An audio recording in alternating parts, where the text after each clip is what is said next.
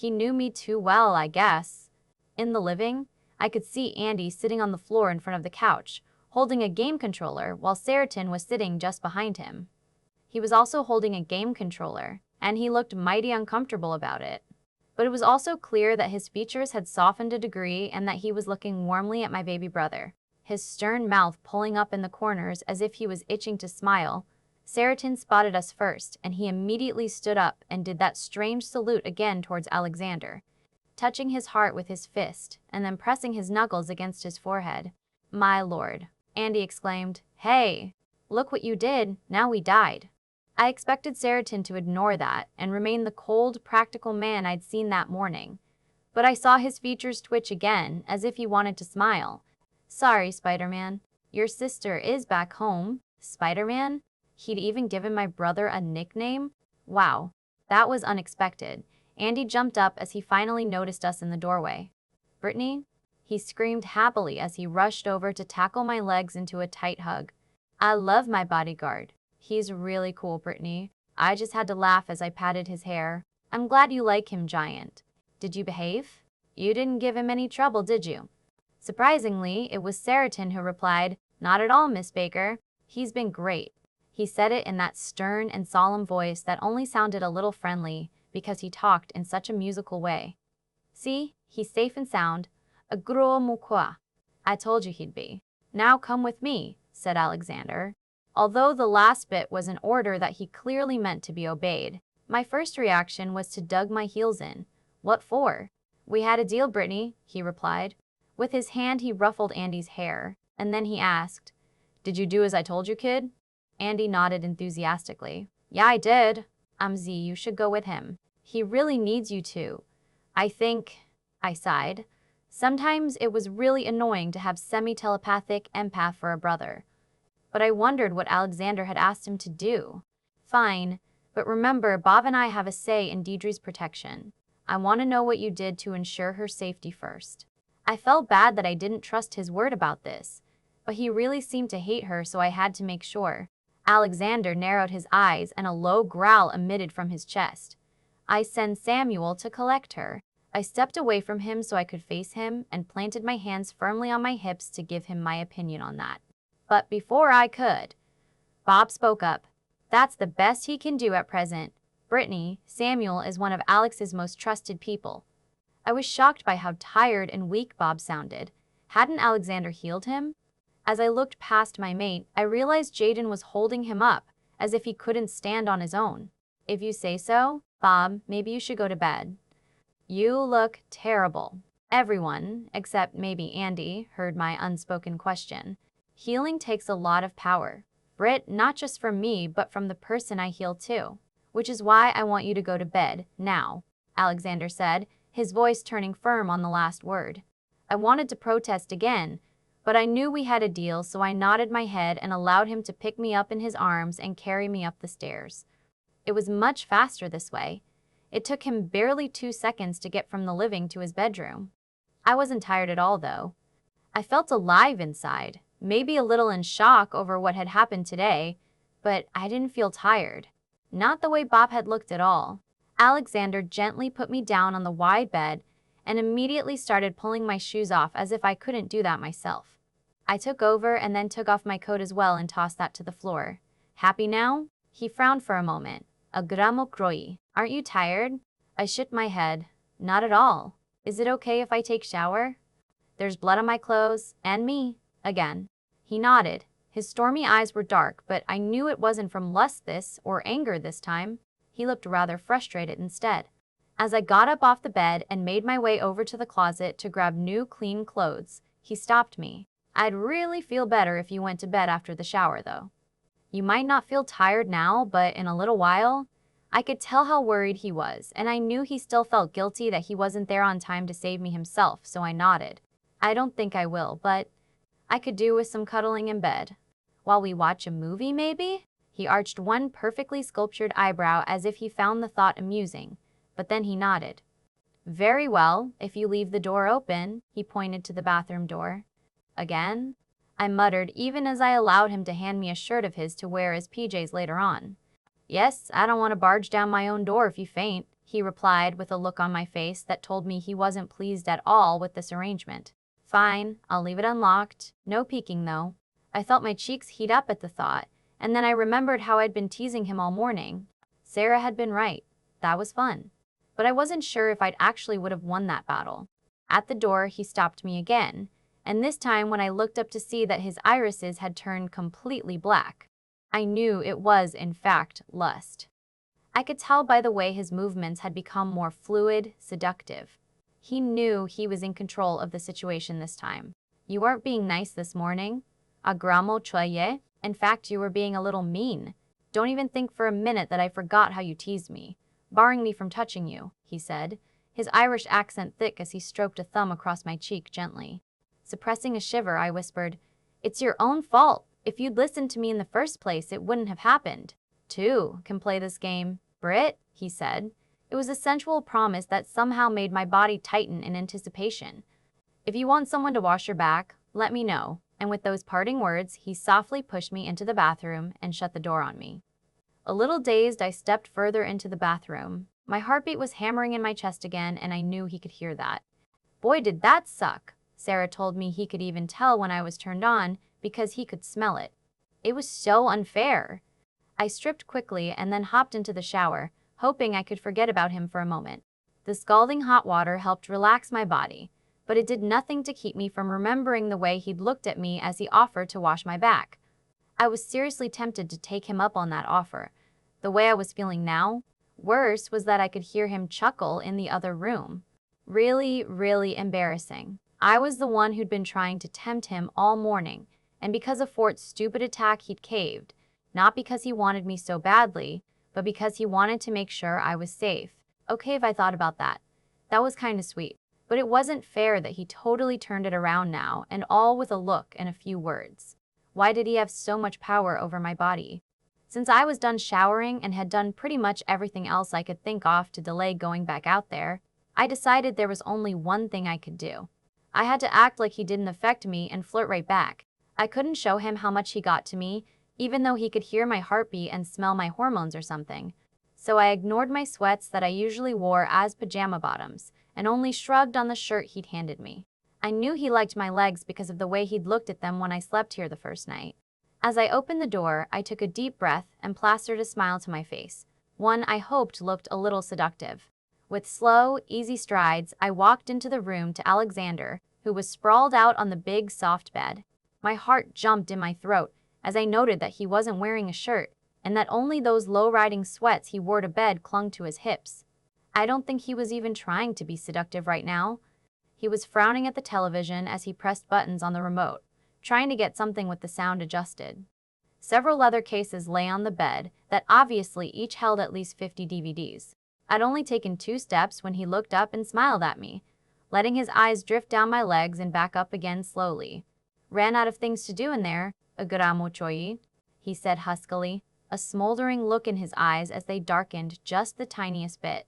I couldn't stop the blush from rising to my cheeks as I shrugged, then flipped my nearly dry hair over my shoulder. "I guess. What are you doing?" I nodded in the direction of the TV, on which he was still scrolling through menus I didn't even know existed. Alexander raised his free hand and gestured me to come closer. I never used the TV in my room before. Since vampire hearing is so sensitive, I have to adjust some things so it doesn't hurt. I frowned. Watching TV could actually hurt his ears? I climbed onto the bed but didn't move to curl up against him the way he wanted me to. Instead, I grabbed one of the DVD folders and started flipping through it. "Did you pick a movie? Or do I get to pick?" I asked him while I looked. This folder contained all kinds of new and old action movies, and as I switched it for another, I realized that one contained mostly horror.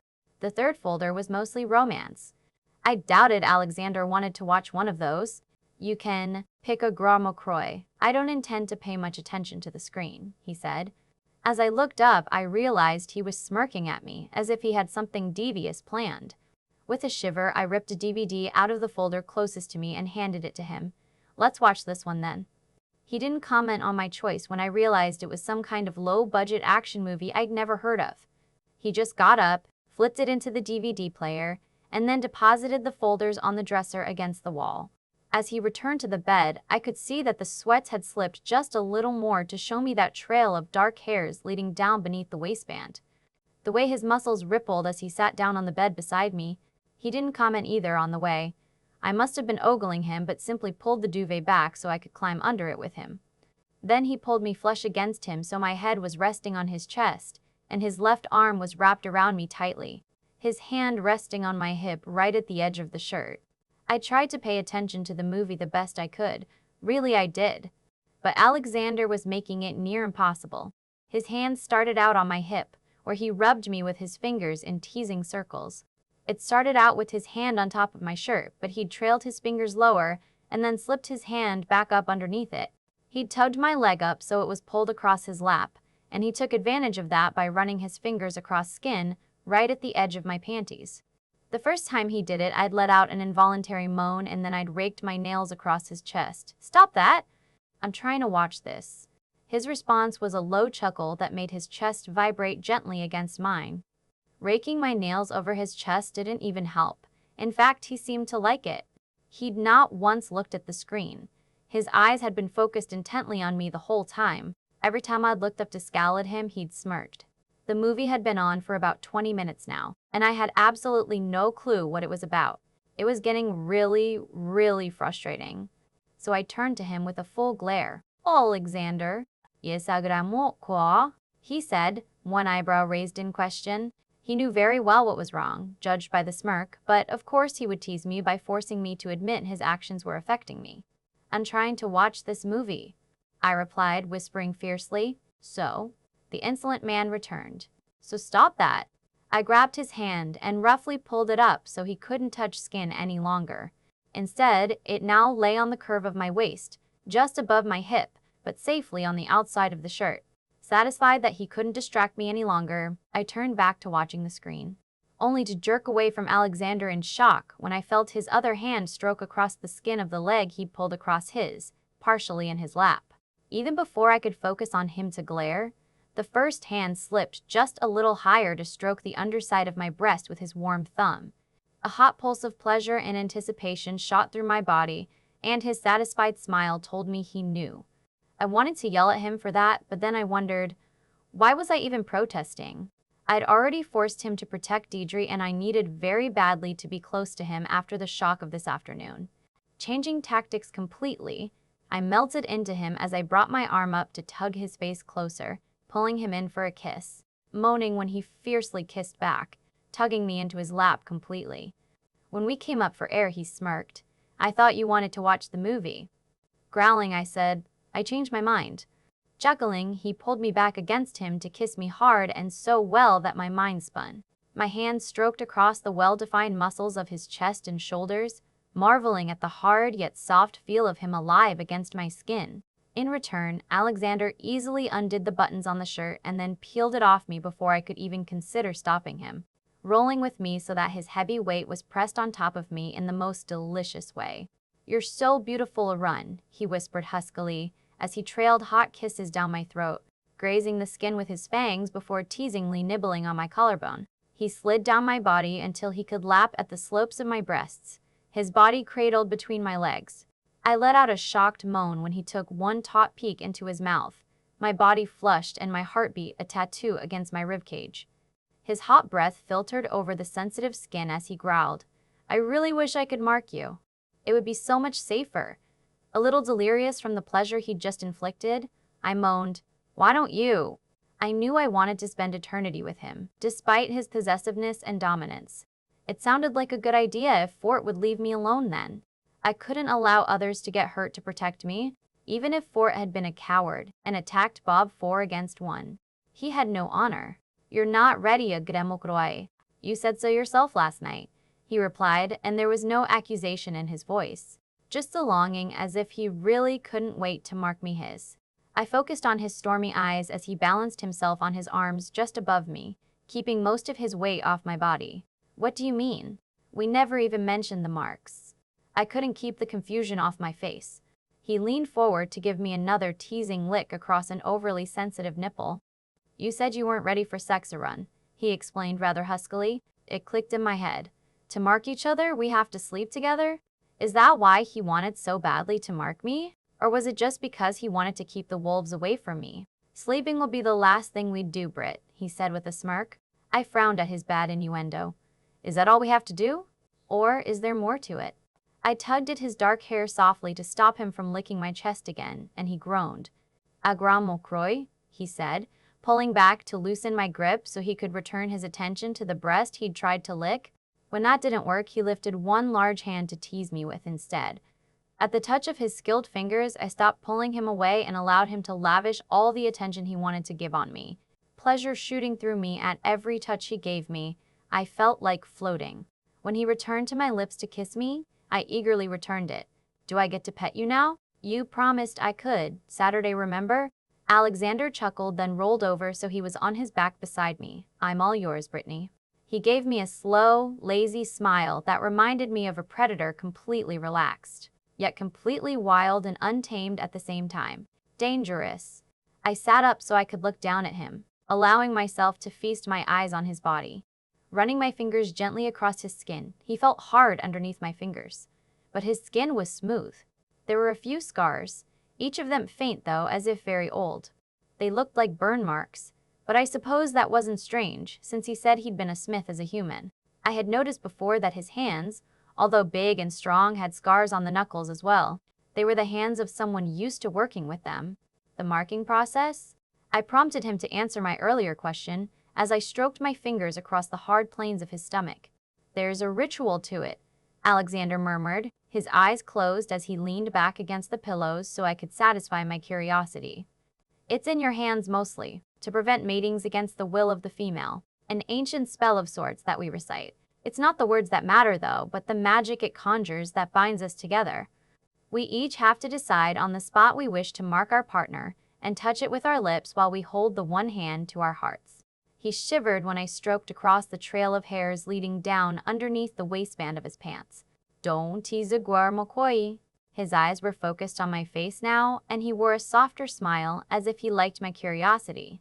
I pulled back, my face heating up as I realized how badly I wanted to dip my fingers lower, to follow that teasing trail of rough hairs, to slide my fingers along that V-dip on his hips. Worse, I wanted to do the same thing with my mouth, trailing kisses. I don't see what sex has to do with that ritual. A chuckle escaped from his throat, low and sexy. It made muscles tighten low in my body in response. Taking my hand in his, he slid it across his stomach, then lower until we reached that waistband. He pushed my hand under it. I tried to suppress the blush coming onto my cheeks in full swing, but it was no use as I touched him intimately. He was hot and hard, but velvety soft at the same time, and he groaned as my fingers gently stroked across him. The first step is to accept me into your body, he whispered silkily. His eyes were closed again, and he pulled his hand back, allowing me to explore him on my own, which I did, exploring the texture, shape. He was so big that I worried how that would ever fit. Oh, I see. And there's nothing we can do that will keep them away without the mark? I asked even as I focused on the sensations against my hand. I was enjoying this even though I was touching him. Still, I could feel hotness pooling low in my body. Alexander didn't reply. His eyes closed now, and one of his hands clasped into the duvet. The other one was right next to me, and he'd wrapped it around my waist. With his thumb, he was rubbing circles against my ribcage, upwards against the underside of my bare breast. Suddenly, he pulled my hand away. Enough agramo quoi. I pouted. You promised I could pet you all I want. I hadn't had my fill yet, but Alexander captured my hands when I reached out to touch his chest again. Without effort, he pulled me closer until I was lying on top of his chest, his erection pressed against my core. Shocked, a moan escaped my lips. You have eternity with me, Britt. A little patience? Or do you want me to lose control? Another chuckle from Alexander's lips as he pressed me closer to him and rocked his hips. The friction felt amazing as a hot jolt of pleasure shot low through my body. His hand slipped down to cut my bottom, fingers teasing me through the cotton of my panties. He kept rocking his hips slowly until pleasure exploded inside me, fireworks shooting through my body. He didn't stop for a few more seconds and then shuddered, burying his face in my neck, raining down kisses. He was still holding me tightly with both hands, yet I felt the duvet come up to cover us both. A little creeped out by that, I twisted so I could look at his face. His eyes were slightly hooded and looked at me with love and adoration. "You are the most amazing woman I've ever met," he said. Then he furrowed his eyebrows. "There's one thing I could do, but I don't think you'd like that." A teasing smile appeared. "Last time I did that, you yelled at me and I ended up wet." I doubted a hickey would keep Fort from hurting me a second time, though. He knew I was Alexander's. He'd even beaten up Alexander's brother. Why would a simple mark like that stop him? Actually, why would the mating mark stop him? Alexander must have read my mind because he said in low tones, "With the mating mark in place, I have the right to kill him if he goes after you. But don't worry, I can still punish him for what he did." In that moment, he sounded every bit the powerful, dominant vampire that he was. I shivered at the thought of what he might do to accomplish that. He lifted me off him carefully, and then tucked the duvet more tightly around me before getting up. "Are you hungry? I'll get you some food," he said. Before I could reply, he disappeared into the bathroom. Shortly later, he reappeared, but he dashed out of the room without a word, wearing a different pair of sweats, although they still hung low on his hips. I moved to turn off the movie and then searched for the shirt that Alexander had tossed away, but I couldn't find it anywhere. I'd just gotten up to get a new one from the closet when the door opened again. Shocked, I covered my chest and moved to dive back underneath the duvet. But when I heard Alexander laugh, I turned to glare at him instead. "There's no need to hide a gramo groi. I thought you'd fallen asleep by now." He was carrying a plate of food that he deposited on the nightstand without taking his eyes off me. He stopped in front of me and pulled my hands away from me. "Really, Brittany, you don't need to hide from me."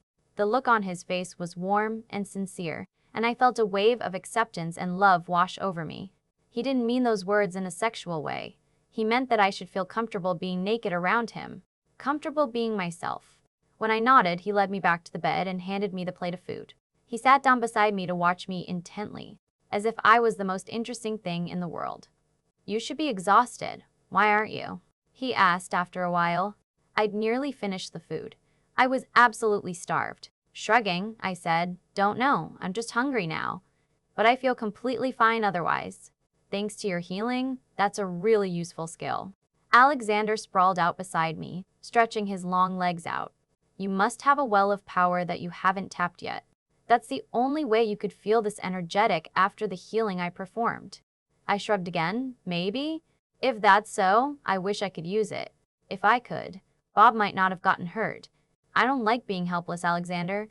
"No one does," he muttered, the words heavy as if he knew what that was like a little too well. Was he referring to the fact that he was too late to help out with the fight today? He sat up again to look at me with an intent expression on his face. "But you did do something today, a gramohua. You got that. We're stuck between forms." "Yeah?" I stabbed him with a ballpoint. "What was the big deal about that?" "The guy was in pain. It must have been difficult to focus or something." "Exactly. Just a ballpoint Brit. Jaden clawed them, but nothing like that happened to the others." "Did it?" he pointed out. "It wasn't normal. You must have somehow done that. We'll take time tomorrow to work on it, okay? It's a useful skill." That sounded really good to me. In fact, I felt a little excited. Did I really have a power? I suppose with an angel as a grandparent and a demon as a father, it wasn't illogical to expect something like that. "Can't we do that now?" I asked, sitting up and smiling at Alexander to show him my enthusiasm. "It would be great if I could fight myself. I don't like violence, but really, today was the third time I got attacked, and with that threat from Thornton." He chuckled again. "No, today you rest." He might be smiling while he said it, but there was steel in his eyes. "Oh, come on. You know I'm not tired," I protested. "You promised a gramocroi." Damn it. Why did I promise him I wouldn't fight him on this? I was sure now that he was going to go overboard on my protection, and I couldn't do anything to change it. I woke up with my head on Alexander's chest while he softly stroked my hair, trailing his fingers over the nape of my neck. There was a peaceful feeling in the room, and I knew Alexander felt very satisfied. Whatever he'd done when he left me to sleep last night had made him feel that way. I hadn't heard him come back in, but at least he was here now that I woke up. After only a few short days living here, I knew that's what I wanted to do every morning for the rest of my life. The thought of not being with Alexander brought an ache to my chest that I'd only ever felt when I thought of Mom now. I loved him more than anything, and he felt the same way about me. I was the luckiest person in the world. even though there was Thornton, who was trying to kill Bob and Deidre, who might also be gunning for me because I was Alexander's weak spot, plus a demon father. I didn't know who was bothering Andy, and on top of that, a bunch of stupid wolves who thought they had rights to me. I was still damn lucky to have him in my life. Morninga gramokroi, Alexander whispered in my ear, his lips brushing against the shell, send a hot tingle through me. Hey, I smiled at him. Shortly after that, we got up and dressed so I could have breakfast downstairs. Apparently, Alexander had arranged for a substitute at school so he could stay with Bob and I to look after us. Or so he'd told the principal. I was just happy that I got to spend time with him today, without the chance of running into danger. I was ecstatic about the fact that we were going to start training that possible skill of mine, and also the basic self-defense techniques. Dennis was in the kitchen preparing food. Massive piles of it too. And when I spotted Jaden at the table, I realized why. The guy was slim and lean, but he was scarfing down food as if he'd not eaten in weeks. Scratch that, months. Sarah was talking animatedly, but nobody was paying real attention to her, I think. Jaden seemed intent on the food and his surroundings, the way he shifted his body just the slightest bit at our entrance. Dennis was talking to Hay, who was sat on the kitchen counter next to him. It appeared as if he was explaining the boy how to make omelets. When I reached them, Dennis handed me a plate with a smile, and then muttered so that Andy couldn't hear him. Careful, someone went a little overboard with the sugar. Sorry.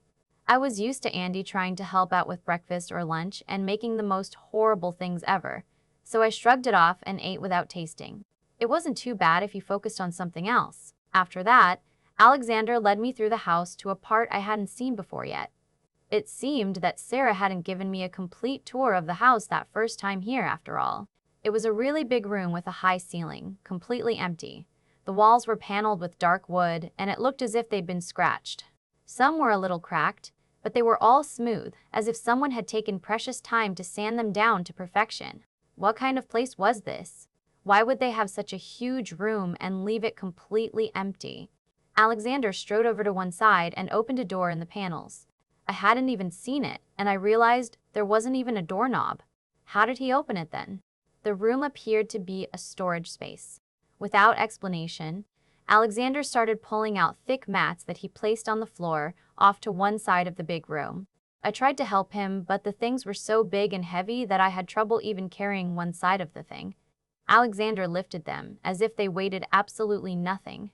Show off. When he was satisfied there was a big enough space cushioned with the mats, he waved me closer. We'll start out with the basic self-defense first. After that, he proceeded showing me several moves. How to block, fall, dodge, and how to escape holds. Then he showed me some moves that I could use if escaping wasn't an option. He made me promise to always try and run first, though. I wondered at the fact that he showed me how to hit people in the eye up close, with my fingers, not fist, so I could inflict the most damage. It seemed like a low move to me, but when I asked, he explained. You are weak, Brittany. An easy target for every supernatural creature out there. Fighting fair will only get you killed, and that's exactly what we're trying to prevent. Hit them where it hurts most. The eye, groin. I don't care as long as it means you get an opening to run. Got it? Well, yeah, I got the point. But did he really have to point out that I was weak? It wasn't very nice to say that, even though it was true. He made me go through the motions he taught me for hours, it seemed, until I was sure I could even perform them in my sleep. My muscles were so sore and I felt like jelly, but he still didn't relent. God, he could be a taskmaster in the army, the way he worked me. He used a stern, crisp voice whenever he explained something and urged me through the exercise. But he was right there beside me the whole time, working out himself. When I felt like I couldn't keep going any longer, he used softer tones and urged me on with sweet words and promises. I was so going to keep him to that offer of a massage tonight. At last he told me we would spar against each other, to test if I was able to utilize the moves he taught me in combat. But, you're saying you want me to hit you? I can't do that, I protested, standing in the middle of the mats on shaky legs. I don't want to hurt you. He tossed his head back at that and laughed, the sound low and earthy and enough to snap my body into attention again. You can't hurt me, Gramochoy, he said arrogantly, a smirk adorning his features now that told me he very much believed that. Fine, I huffed, just to prove him wrong. He stood across from me, wearing loose pants low on his hips and a snug black shirt that did nothing to hide the muscles on his chest. His feet were bare and he stood lightly, resting his weight mostly on the balls of his feet. His posture was very lethal and intimidating and graceful at the same time. Maybe he was right about the not hurting him part. As we started circling slowly, his movements were so incredibly fluid and elegant that I knew he would be too fast for me to ever hit him. When he charged at me, he moved so fast that I could hardly see him. Then he had me tightly in arms, crushing me to his chest. Too slow a run. He let go and circled back to resume our earlier dance with a grin on his face. He was enjoying this entirely too much. The second time he rushed me, I was a little more prepared, dodging to the side to avoid his grabbing hands. He twisted so fast, though, that my freedom lasted hardly more than a second. Still too slow. Having overcome my initial surprise, I nodded at him. Again, this time I'm ready. I managed to avoid him for 10 seconds, but when he grabbed me, I elbowed him hard in the stomach and then brought my heel down on his instep the way he'd showed me.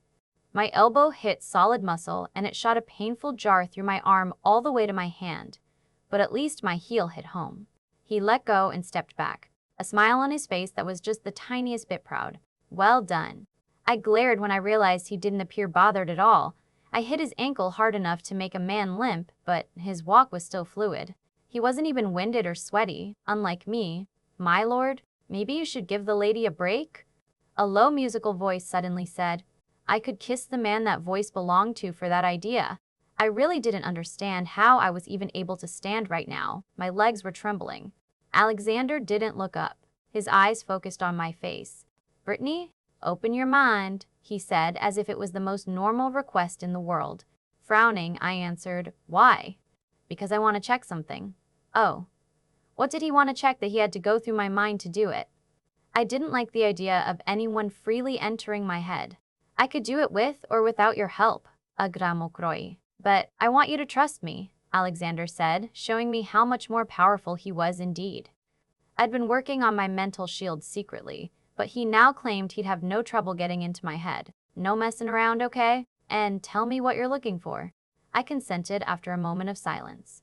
I could see Shortvideo at the edge of the mat standing with his hands clasped behind his back. He seemed to be urging me to do what Alexander asked. I wasn't sure how to open my mind to him, but I closed my eyes and envisioned lowering my walls and granting him permission to enter. It appeared to be enough because he interrupted the silence, saying,